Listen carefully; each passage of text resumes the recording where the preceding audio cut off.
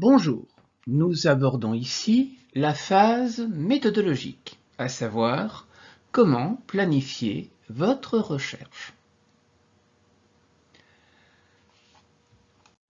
Cela passe par différentes étapes. Il va d'abord falloir choisir un devis de recherche, ce qui est essentiel pour répondre à votre question de recherche. Il faut choisir une méthode appropriée, comme une étude qualitative, une étude quantitative, pour collecter les données nécessaires et répondre à votre question. Alors, étude quantitative, ça consiste à collecter des données à grande échelle, faire une analyse statistique et tirer des objectifs de généralisation. Ceci dit, en règle générale, pour un éducateur spécialisé sur un lieu de stage, c'est très compliqué à mener, car vous n'avez pas un échantillon suffisant pour le faire. Passons à l'étude qualitative. Ça consiste à collecter des données à petite échelle, pour une interprétation qui sera donc plus subjective, c'est inévitable, mais qui vont permettre de rencontrer un objectif de compréhension en profondeur. Donc l'étude qualitative pourrait porter sur un seul cas, sur une étude de cas comme pour un PEI. Mais attention, pensez que la personne qui est l'étude de votre cas pourrait disparaître en cours de route. Et donc, il est quand même plus intéressant d'avoir quelques personnes que l'on suit, quelques cas que l'on suit. Et nous avons donc, entre les deux, l'étude mixte, qui va collecter des données quantitatives et qualitatives, et donc qui va permettre d'être tantôt dans l'un, tantôt dans l'autre, d'une manière intermédiaire. Donc en règle générale, en tant qu'éducateur spécialisé, vous êtes sur une étude qualitative ou mixte. Donc, vous essaierez d'appliquer des méthodes quantitatives, mais vous ne pourrez pas les généraliser. Il faut, dans cette phase, dans cette étape, définir la population et l'échantillon. C'est très important. Donc, population, quel est le groupe total que vous souhaitez étudier? Bon, ça pourrait être par exemple des autistes. Ouais, mais l'échantillon, c'est les autistes qui sont dans votre unité de vie. C'est le sous-groupe que vous allez analyser. Mais est-ce que ce sous-groupe est représentatif? C'est la représentativité. Est-ce qu'ils vont être représentatifs des autistes en général? Ce n'est pas certain non plus. Donc attention, là aussi dans vos études, en tant qu'éducateur spécialisé, vous aurez ça sur un échantillon dont la représentativité sera souvent sujette à controverse. Ensuite, il va falloir définir les variables. Et là, on est dans des dimensions un petit peu complexes, que je vais tenter d'illustrer. Il y a la variable dépendante.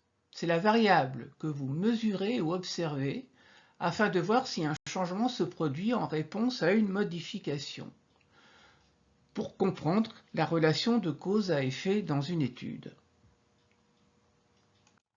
La variable indépendante, c'est la variable que vous modifiez ou contrôlez pour examiner ses effets sur la variable dépendante, afin de comprendre la relation entre les variables dans une étude. Enfin, la variable de contrôle, ce sont les variables que vous maintenez constantes afin que dans l'étude, on réduise les effets extérieurs sur les résultats. Bon, tout ça va vous sembler très nébuleux, j'en suis certain.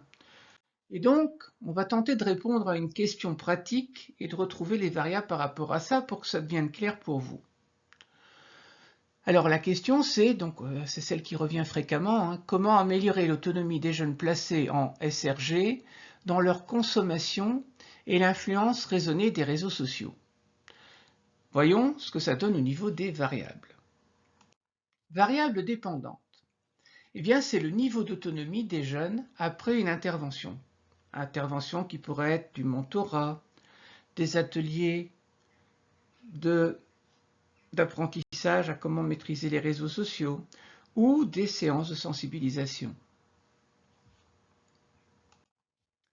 La variable indépendante, eh bien, c'est le programme d'intervention que vous avez mis en place pour améliorer pour améliorer l'autonomie et la pensée critique des jeunes en matière de consommation et d'utilisation des réseaux sociaux. Donc, ce que je vous ai dit, c'est ces activités de mentorat, c'est ces activités en atelier d'apprentissage et ce sont ces ateliers de sensibilisation.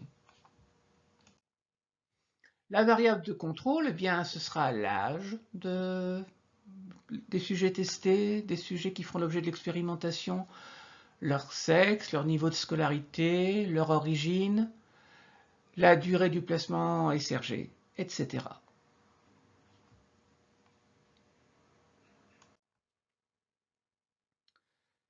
Maintenant que c'est fait, il faut choisir des instruments de mesure pour la procédure de collecte des données. Il est important d'utiliser les bons instruments de mesure de collecte des données pour votre étude, afin d'obtenir des résultats précis, fiables, valides. Et donc, c'est une étape importante. Les instruments de mesure, ce seront les outils que vous utilisez pour collecter des données, tels que des enquêtes, des tests. Il y aura une procédure de collecte des données, ce sera la manière dont vous allez recueillir vos données en utilisant ces instruments. Je vous invite à regarder une autre capsule qui portera sur les techniques de la recherche qui voit plus en détail justement ces instruments.